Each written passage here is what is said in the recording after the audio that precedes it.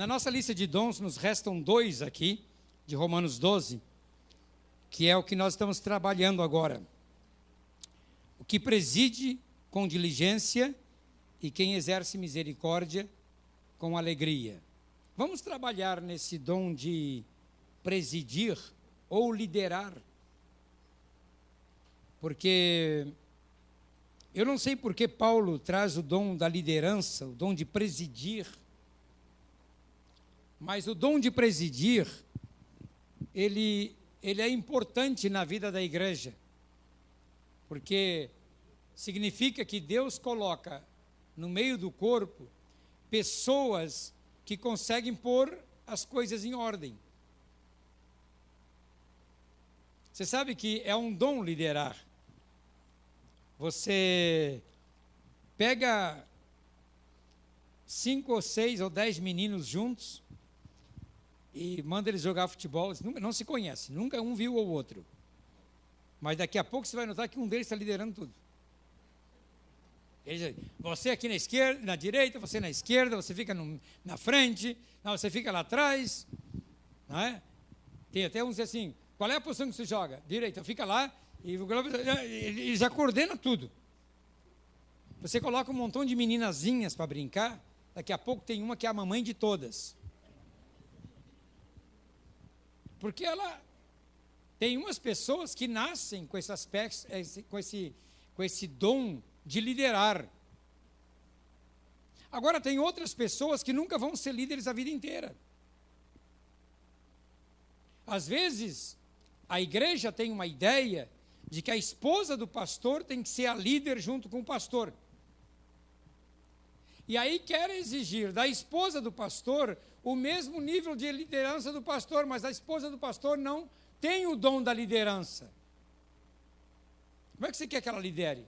Às vezes, certas atividades na igreja, na área feminina, são melhor lideradas por outra irmã que não a esposa do pastor, que pode fazer muito bem o trabalho. Entende? Não estou dizendo que não é assim com você, nem conheço Inês. Nem conheço Inês, para dizer se é ou não. Quer dizer, eu estou pisando em seara alheia que nem conheço. Não é? Mas liderança, a pessoa tem ou não tem. Agora, claro, uma pessoa pode aprender a ser líder, mas ela vai ter muita dificuldade e vai ser líder. Porque uma pessoa que tem o espírito de servo, que ela gosta de servir, ela vai ter muita dificuldade de liderar. E a pessoa que vai liderar, ela tem que aprender a servir. Porque geralmente o líder não sabe servir, sabe só dar ordens. E ele tem que aprender a servir. Então esses 2 conflitos têm que ser resolvidos na igreja. A pessoa que é serva e não sabe liderar. E a pessoa que é líder e não sabe servir. Tá? Então tem que resolver esse conflito. Agora, quando nós reconhecemos o nosso dom e ficamos no nosso dom, nós não temos problemas. Por exemplo, eu vou dar um exemplo pessoal. Quando eu tinha 27 anos de idade, eu fui convidado para ser pastor, presidente de uma igreja no Distrito Federal, na Avenida L2. Era uma grande Assembleia de Deus.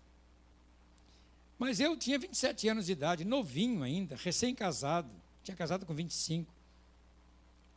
E eu recebi uma carta me convidando. Eu chamei os líderes de lá e disse, olha, se eu vier ser pastor dessa igreja, eu vou arrebentar com vocês.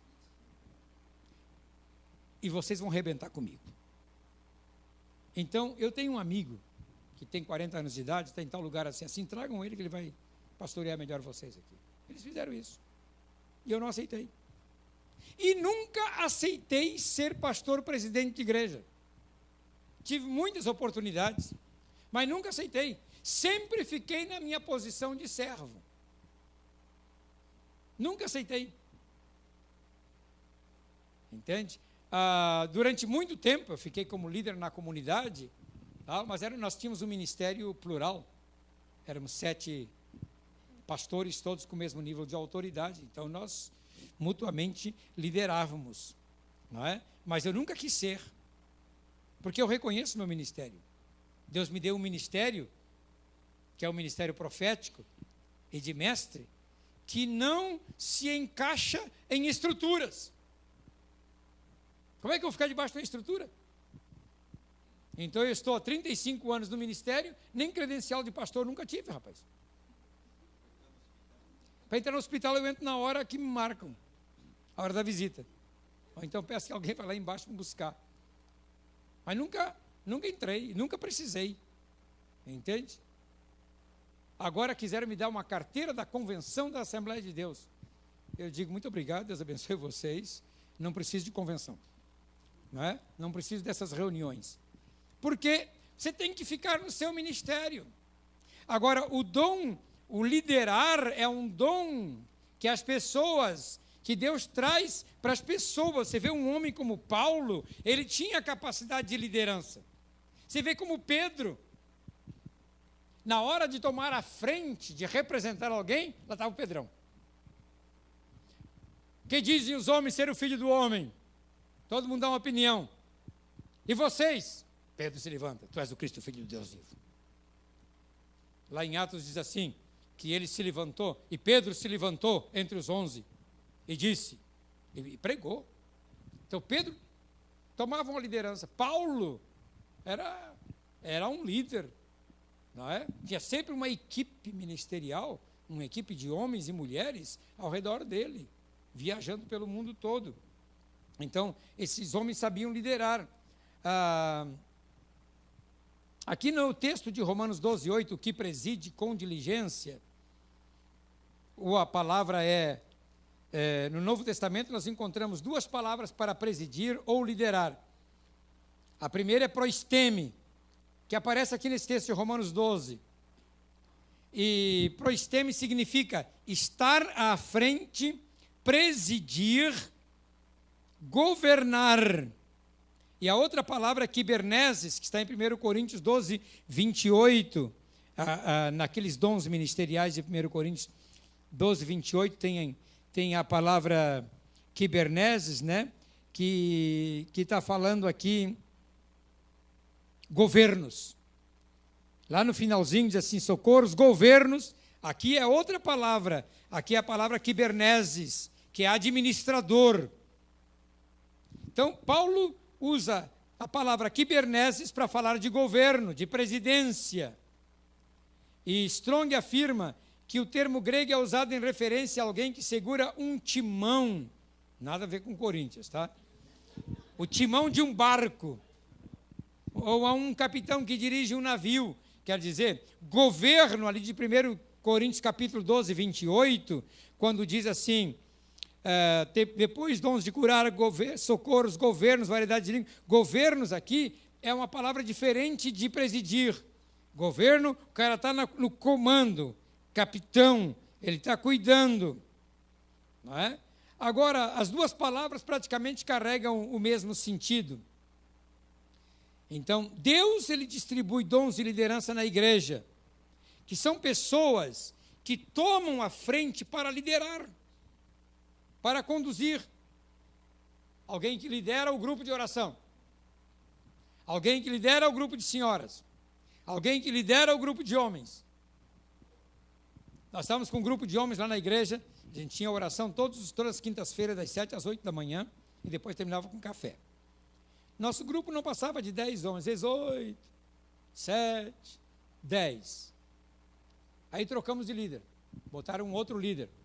O grupo tem sempre 25, 30. 25, 30 homens, que antes de ir para o seu trabalho, passam lá às quintas-feiras para orar e depois ficam tomando café juntos. Fazem um café enorme lá, uma mesa bonita, e estão lá. Você chega de manhã, 8 horas, às vezes como eu chego lá, já estão todos eles lá conversando, tomando café. Mudou a liderança. Liderança, eles começam a crescer. Então, se você tem um bom líder, esse bom líder vai saber fazer aquele trabalho. Vai comandar. Né? Ele vai se interessar. Agora, se você coloca uma pessoa que não tem liderança, não dá certo. Paulo fala na igreja ao Tessalonicenses, 1 Tessalonicenses 5,12, Agora lhes pedimos, irmãos, que tenham em consideração para com os que se esforçam no trabalho entre vocês, que os lideram no Senhor e os aconselham. Existem pessoas na igreja que Deus chama para liderar, para aconselhar, e não necessariamente um pastor. É o caso desse texto aqui de 1 Tessalonicenses 5:13, que eu quero ainda ler o 14 também, porque diz assim: e que os tenhais, agora vos rogamos, irmãos, que acateis com apreço os que trabalham entre vós e os que vos presidem no Senhor, quer dizer, lideram, que admoestam, são irmãos que tomam a frente, tá? E que os tenhais com amor e máxima consideração por causa do trabalho que realizam. Quer dizer, o seu líder, ele tem que ter elevada estima de você. Ele merece ganhar presente de você. Ele merece ser ajudado por você. O líder, ele está acima. Às vezes eu vejo como a igreja ela não dá valor aos líderes que tem. E os grupos não dão valor aos líderes que têm. Não sabem honrar. Esse é o princípio da honra. O princípio da honra está aí, você sabe honrar. Paulo chega a dizer em Gálatas 6, não é? Vejam ali, a esse respeito, Paulo chega a dizer em Gálatas capítulo 6, ele diz assim, versículo 6, mas aquele que está sendo instruído na palavra, faça participante de todas as coisas boas aquele que o instrui. Vamos pegar esse texto e vamos esmiuçá-lo. Aquele que está aprendendo com seu mestre, faça com que seu mestre participe de todas as coisas boas que você participa. E eu vejo como eu já pastoreei a igreja que não entendiam nada disso, né? De eu ir dirigir grupo caseiro na casa do irmão, ele está com 2 carros na garagem, e eu saí 10 horas da noite com frio com a minha mulher e a minha meninazinha de 3 anos, para pegar um ônibus e ir para a minha casa, mas o homem está lá, eu estou servindo ele, mas ele está lá com 2 carros na garagem, não me levava. Então não aprendeu a honrar. A questão da honra é muito importante. E eu tenho aprendido que a igreja que sabe honrar o seu líder, essa igreja prospera. Interessante que as igrejas que mais ensinaram a honrar os seus líderes são as neopentecostais. Porque eu vejo que algumas igrejas, e eu não sei como é o caso da igreja da família, não honram os seus líderes. Não fazem com que seu líder participe de todas as coisas boas. Dá um churrasco na sua casa, convida todo mundo, menos o líder. Mas se você quer beber cerveja, diga para ele, não, nós vamos ter uma cervejinha lá rolando e tal. Não te escandaliza, né, pastor? Não, o pastor diz, não.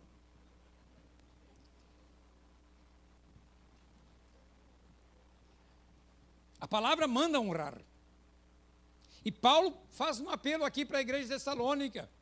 Olha, os que lideram vocês têm que ter em apreço, em elevada estima. Em elevada estima. E, como eu disse, as igrejas neopentecostais são as que mais ensinaram isso e são as que mais cresceram.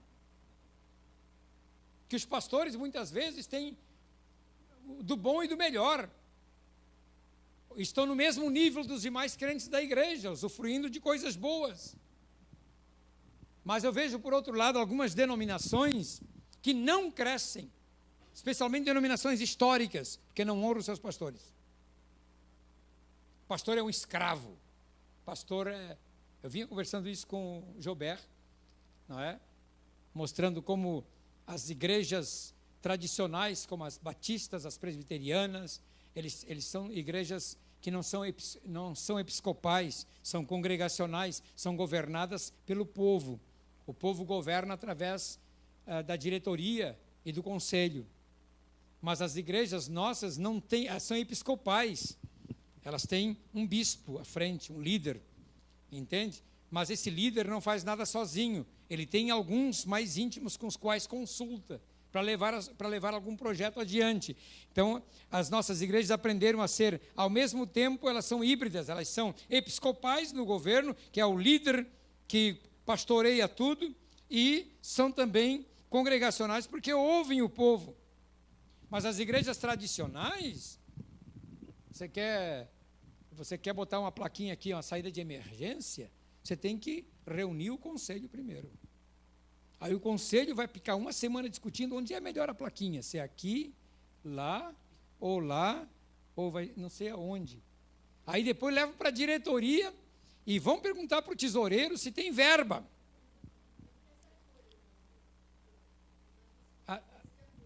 Tem que decidir a cor. Aí o tesoureiro vai dizer, mas não está no plano financeiro deste ano, tem que deixar para 2014. Assim. E os pastores vivem uma escravidão. Uma escravidão. Eu vou dar um parênteses aqui, os meus parênteses literários é assim, um travessão. Não é assim, é um travessão. Vou fazer um travessão literário. Eu cheguei numa igreja batista em Ji-Paraná. Estão gravando aqui, não tem problema. Porque lá tem muitas igrejas batistas. E eu só preguei em 2 delas.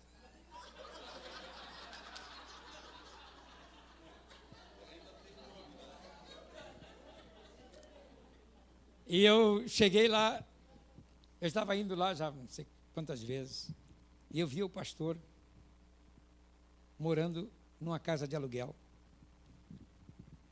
Perguntei para ele, quantos anos você está aqui? 20 anos. Você não tem nem casa própria? Não. Aí eu olhei para aquela igreja e eu trouxe uma pregação só sobre honrar o líder. Sabe quem é que honrou aquele líder? Um ex-espírita. Ele veio e se converteu. Com 1 mês de convertido, ele foi visitar o pastor. E ele disse, pastor, o senhor não tem nem casa própria? Não, eu quero lhe dar uma casa.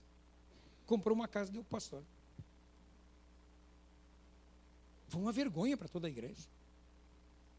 Ora, o pastor, ganhando aquele saláriozinho, né, cujo teto era o salário mínimo. Quer dizer, tantos salários mínimos referenciais, né, vivendo naquele sufoco financeiro, nunca era honrado pela igreja. Todo mundo nos melhores carros, todo mundo com casa própria, e ele andando num carro caindo aos pedaços. E eu disse para aquela igreja, enquanto vocês não aprenderem a honrar o seu pastor, essa igreja não vai prosperar. Agora eu não sei como é que estão, porque no último convite que me fizeram, me recusei a ir lá. Não quis mais ir. O profeta vai 1 vez, 2 vezes, profetiza, depois agora não vou mais. Que eu não sei em que pé vai dar. Mas eu tenho aprendido que todas as igrejas que honram seus líderes são igrejas prósperas, abençoadas, entende? São igrejas abençoadas, que os tenho em máxima consideração pelo trabalho que fazem. Às vezes eu vou em algumas igrejas ministrar, e eu tenho todo aquele desgaste de ir, de pegar o carro, de ir até lá, gastar do meu tempo, e eles nem dizem, quanto é que gastou de gasolina, pastor? Não, tchau, Deus abençoe. Tem um cachorro quente gratuito, pastor, você pode comer ele na saída. Eles não honram. Eles não honram. Tem outras igrejas que eu vou e eu sou honrado. São igrejas abençoadas. Igrejas muito abençoadas. Então, assim, a bênção de Deus, Deus olha muito quando vê a igreja honrando. Porque lá no Antigo Testamento, Deus diz lá em Êxodo para Moisés, ninguém aparecerá diante de mim de mãos vazias. Quer dizer, era lei, para chegar no templo, no tabernáculo, para adorar o Senhor, tinha que levar alguma coisa. E entregava lá. Um bezerro, se o cara era bem rico. Se ele não fosse muito rico, levava uma ovelha. Se ele não tivesse ovelha, ele levava um par de pombinhas, rola, botava uma arapuca lá e pegava. Né? Se ele não tinha um par de pombinhas rolas, ele levava um bolo. Se ele não tinha um bolo, ele pegava um pouco de farinha e azeite, fazia um pãozinho assim ao borralho, assava em cima da brasa, levava. Mas ninguém comparecia perante o Senhor de mão vazia. Mas hoje nós invertemos a coisa. Nós vamos de mãos vazias, porque queremos sair com as mãos cheias. É ou não é verdade? E Deus nos manda honrar a liderança. E vocês têm que aprender a honrar a liderança de vocês. No momento que vocês começarem a honrar a sua liderança, Deus vai começar a honrar vocês e tornar vocês muito prósperos e abençoados. Bom, vi pelo menos um amém, graças a Deus por isso. Aleluia! E não foi a esposa do pastor que deu.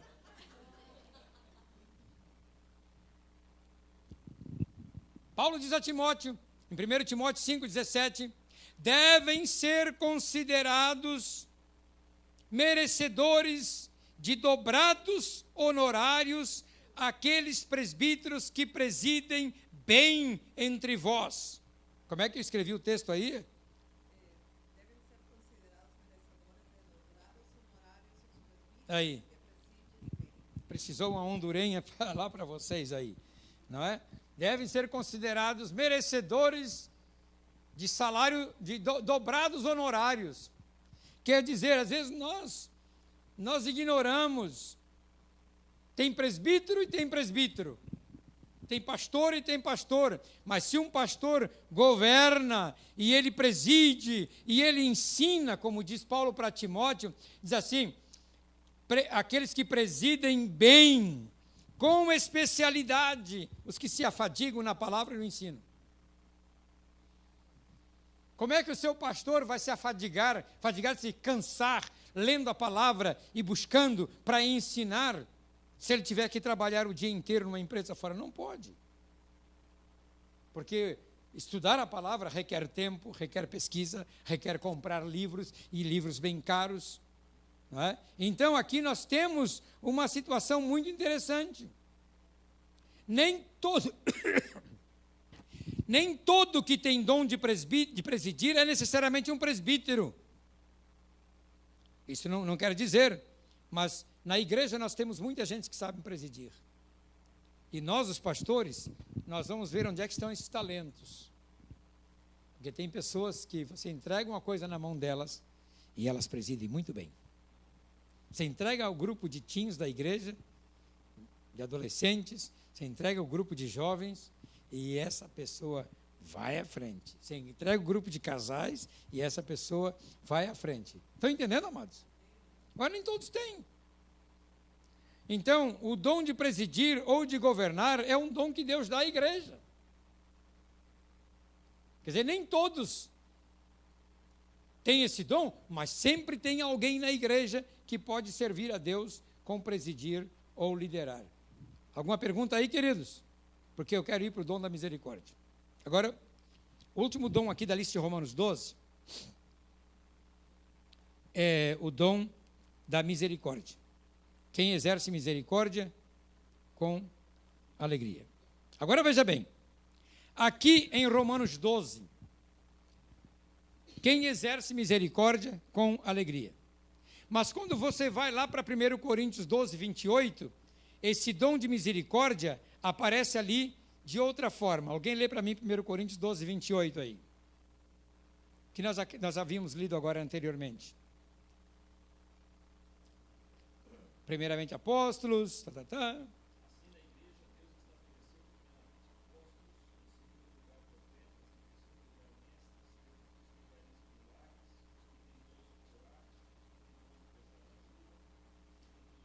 Aí, prestar ajuda. Dom de misericórdia ou socorro. Como é que na tua Bíblia tradicional? A dele é muito nova. Socorro. Socorros. Socorros. E você vai ver, ainda, às vezes, aparecendo como misericórdia. Então, esse dom de misericórdia aqui é muito interessante. Eu pergunto para você, uma pessoa não cristã, ela pode ter esse dom natural da misericórdia? Pode. A gente vê tanto. A gente vê tantas casas de misericórdia feitas por espíritas, que creem que vão ser salvos por aquelas suas obras. Nem sei se eles creem nisso. Os católicos sim, mas eles fazem as obras. não é? E criam suas entidades, tem aquele dom da misericórdia, e não são crentes. Aí se você tem uma pessoa dessa que se converte e vem para a igreja, ela vai jogar fora o seu dom de misericórdia? Não, Deus vai usar esse dom de misericórdia agora, vai ainda capacitar sobrenaturalmente essa pessoa para ela exercer mais socorro. Vai até dar o dom da igreja aí, o dom de Cristo. E Deus levanta algumas pessoas com esse dom de socorro. Lá em Porto Alegre tem um homem, pastor Heraldo. O Heraldo é um homem simples. Ele foi ganho na rua, vivia na rua perto do pronto-socorro, era homem de rua. E um amigo meu que já morreu, Gustavo Adiers, o ganhou a Cristo, levou a Cristo. E recolheu este homem para a casa dele. Este homem hoje, ele tem a minha idade, mas é muito acabado. Ele alimenta mais de 1.500 pessoas por dia. 3 refeições ao dia para 1.500 pessoas.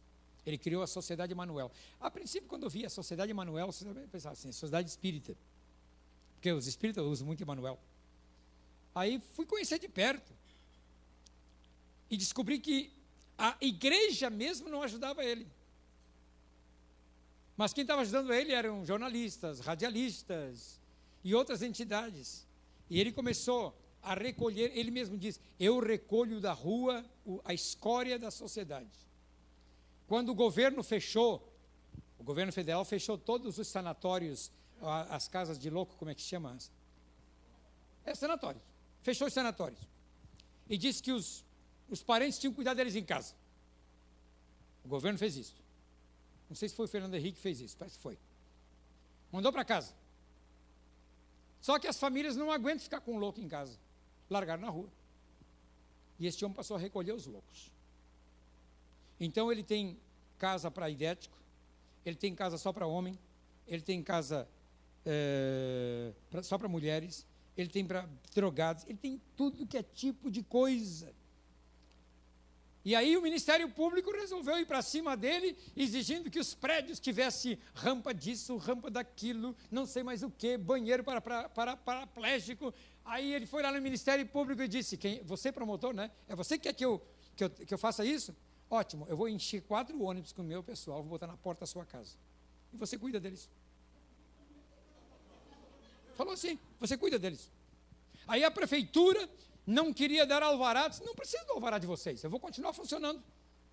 Porque se vocês fecharem as minhas casas, essa gente eu vou botar lá na frente da prefeitura.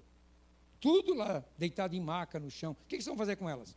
Aí a prefeitura calou o bico. Era a prefeitura do PT, não é? Hoje nós temos um prefeito crente, que é o José Fortunati, membro da Igreja Batista, se converteu na comunidade. E o José Fortunati é um homem excelente, um bom prefeito. Pena que ele tem 2,6 metros de altura, eu fico muito pequenininho perto dele. Quando nós os dois estamos juntos é uma graça, né? Então, este homem, ele tem o dom da misericórdia, que na realidade se transformou em dons de socorro, porque esse homem socorre a igreja. Mas a igreja mesmo não ajuda ele. Interessante, se a igreja de Porto Alegre se mobilizasse para ajudar este homem, né? Mas a igreja é dividida, então esse homem faz tudo sozinho. Quem ajuda é radialista, jornalista, bota as pessoas nos semáforos. Aí ele tem lá um homem que vai para o semáforo, vender o jornalzinho e pedir dinheiro. O homem sentado numa cadeira de roda, um cara fortão assim, sem as pernas. Né? E eu fiz amizade com esse homem. E eu sempre passo por lá, quando eu vejo ele, levo livros. Né? Levo livros para ele, e às vezes deixo uma boa oferta para ele. Né? E ele é um romeno, o cara veio da Romênia, e as drogas levaram ele a ter um problema nas pernas, que ele teve que amputar as 2 pernas. Esse homem se converteu, ele lidera mais de 300 homens. Lidera mais de 300 homens. Ali de cima daquela cadeira de rodas. Então, muitas vezes, Deus traz para a igreja, tá, homens e mulheres, que lá no mundo já exerciam misericórdia. Aí Deus olha para essa pessoa, mas está fazendo misericórdia no lugar errado. Eu quero que você faça misericórdia onde as pessoas são encaminhadas para o meu reino eterno, para a salvação, e as traz para a igreja. Aí ela chega na igreja da família e não encontra espaço. E daí, como é que você vai fazer? Não é? Porque geralmente essas pessoas que exercem misericórdia trazem uma leva de mendigo atrás de si, assim. E começam a entrar por aqui com uma leva de mendigo.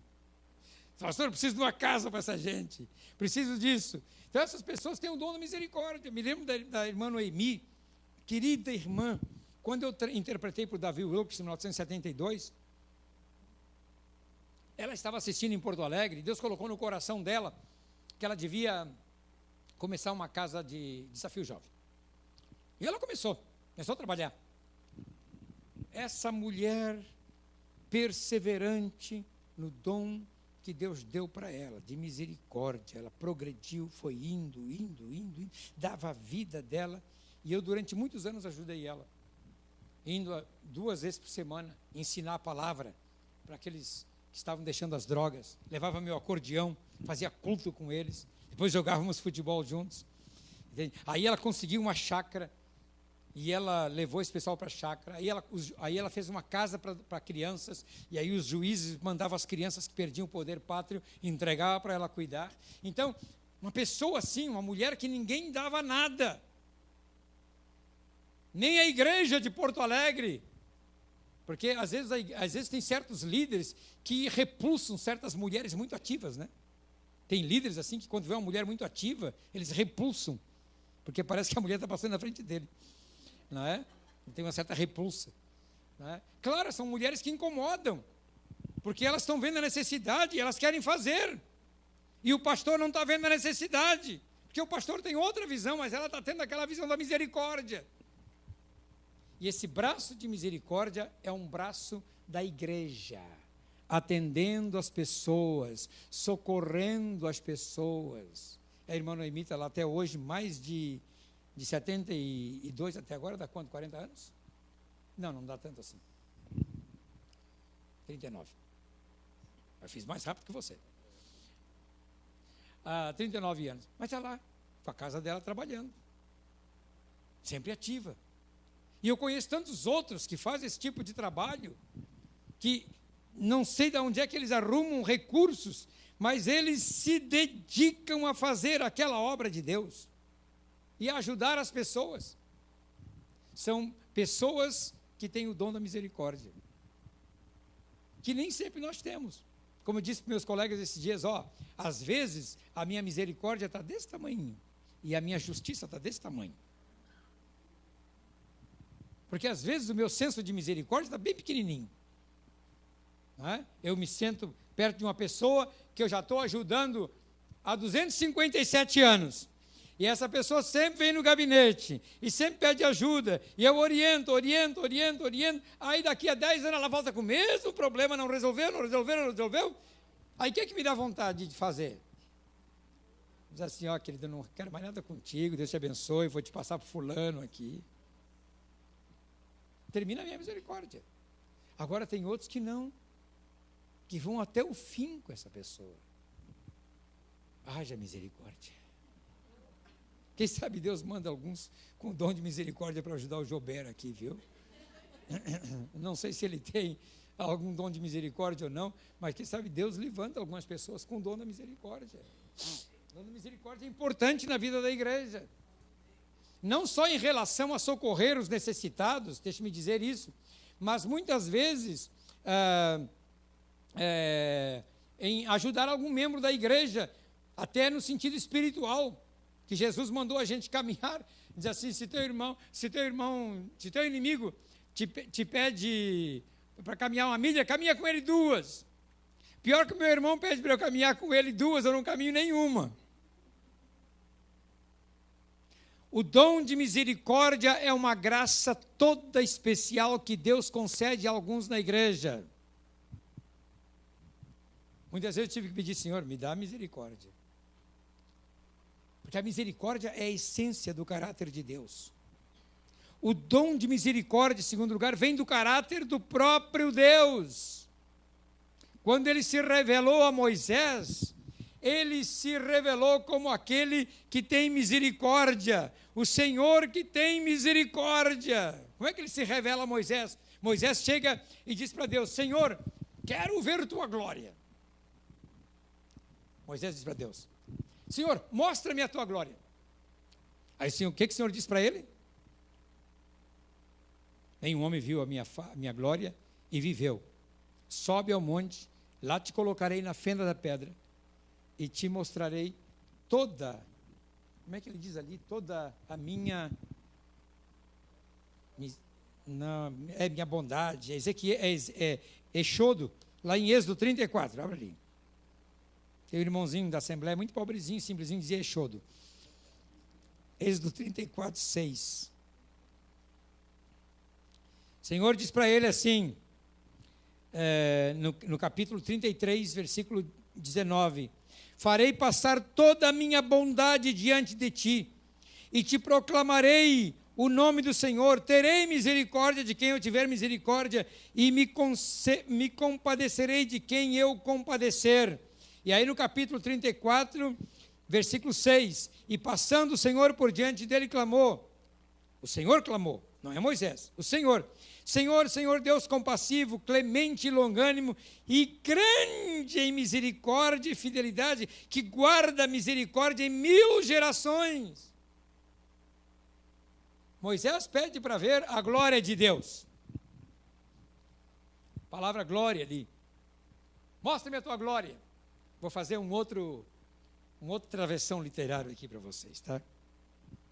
As travessões literárias, eles são mais didáticos do que a minha mensagem em si.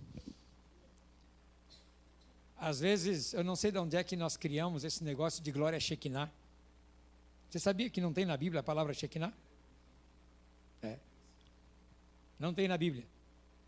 Já procurei todas as vezes na Bíblia, peguei o dicionário hebraico ali, que tem nessa minha Bíblia, e comecei a procurar Shekinah, a glória, a palavra glória.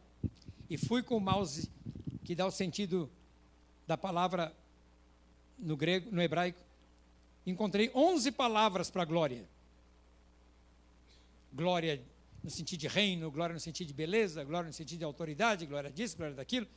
Mas todas as vezes que eu encontrei glória em relação a Deus, tá? Qual foi a palavra que eu usei? Cabode. Cabode. Ninguém gosta de cabode. Cabode é feio, né? Parece bode. Cabode. Porque lá em 1 Samuel, quando aquela mulher do sacerdote de Finéias teve o filho, e ela porque a arca tinha sido roubada, ela colocou o nome de Icabode. Foi-se a glória. Icabode é a palavra para glória. Só que nós achamos uma palavra bonita no século 21, que é Shekinah. E eu não encontrei Shekinah. E descobri que a palavra Shekinah é uma palavra hebraica que foi inventada pelos da cabala judaica. É o ocultismo. E nós falamos da glória Shekinah. Mas a glória é cabode. Porque a glória cabode é o seguinte: a glória cabode fala de presença. Quando a presença de Deus vem, ela fala, é um peso, ela desce.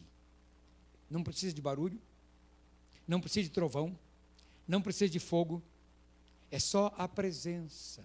Se a presença dele vem aqui no nosso meio, não precisa de música, a presença desce e ela vai afastando toda a iniquidade e toda a impureza.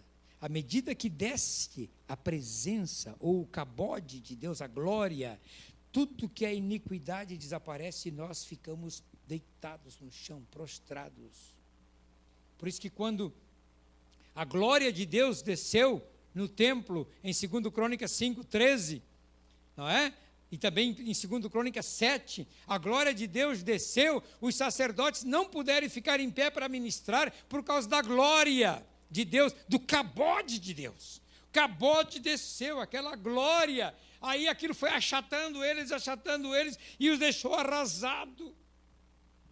não tem iniquidade diante do cabode. Enquanto que na Shekinah, a gente dança, a gente pula. É a Shekinah. Porque não tem glória nenhuma, só tem Shekinah.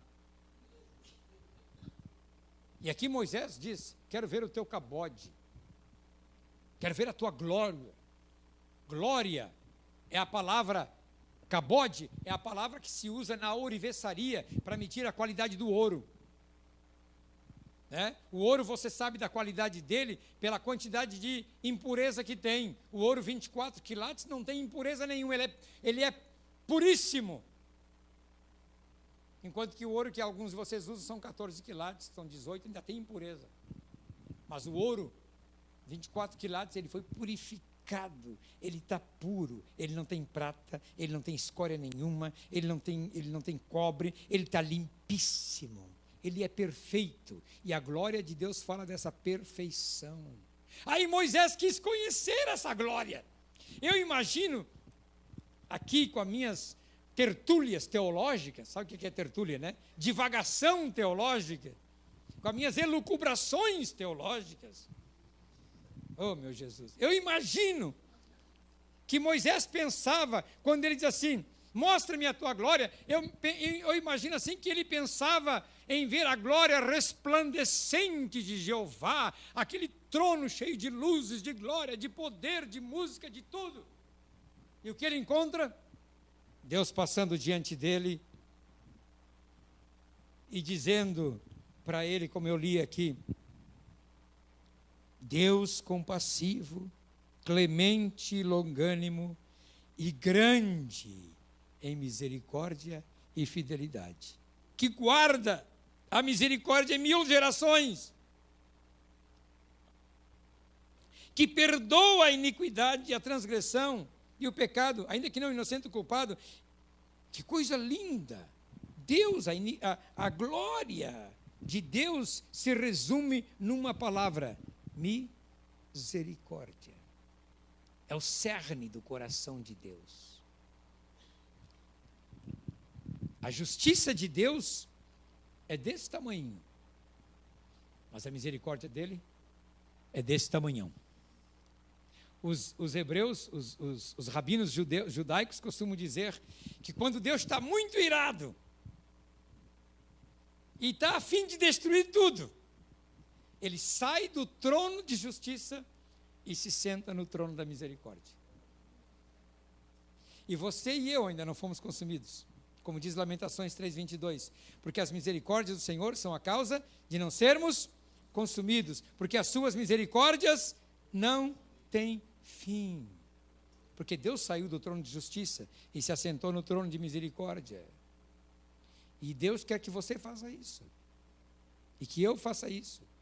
E sempre que eu perco a misericórdia com uma pessoa, eu me lembro do cerne do caráter de Deus, de que Deus vai até o fim, Deus suporta até o fim. Não retarda o Senhor a sua vinda, segundo Pedro 3, como muitos a julgam, mas Ele é benigno e misericordioso, esperando que todos cheguem ao arrependimento. Misericórdia. E nós estamos aqui por misericórdia, e Deus quer que você exerça misericórdia. Exercendo misericórdia com aquele irmão mais fraco. Eu tinha um grupo caseiro, era muito interessante o meu grupo caseiro. Porque eu tinha um irmãozinho bem pobre, seu Oswaldo, já morreu, a glória. Ele morava lá num morro. Depois que subia, que terminava o asfalto, começava um calçamento de pedra, e aí não tinha mais calçamento. Aí era uma escadinha.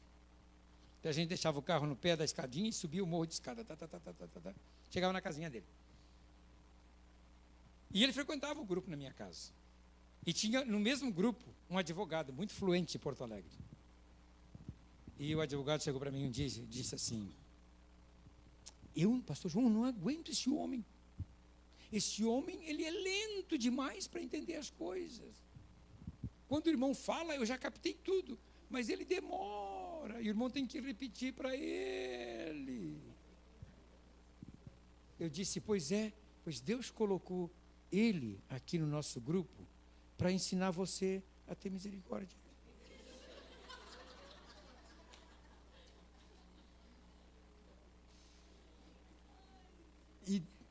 E Deus colocou você no grupo para ensinar ele a ser mais rápido no raciocínio. O corpo precisa deste elan, precisa deste fio, não é? Como vocês dizem em espanhol, desse hilo, não é? Esse hilo. Vocês precisam disto. Nós precisamos de irmãos na igreja que tenham misericórdia, que vão até as últimas consequências, mas ajudam e socorrem. Amém, amados? Amanhã de manhã eu vou entrar nos dons transcendentais, que é 1 Coríntios 12. E eu vou ver se hoje à noite ainda consigo preparar um PowerPoint para mostrar amanhã, para vocês entender os 3 grupos de dons, aquela coisa todinha, tá? Obrigado, Chuber. Aleluia, eu estou saindo. Agora que eu ia começar no fogo, tem que terminar. Tá vendo, irmão?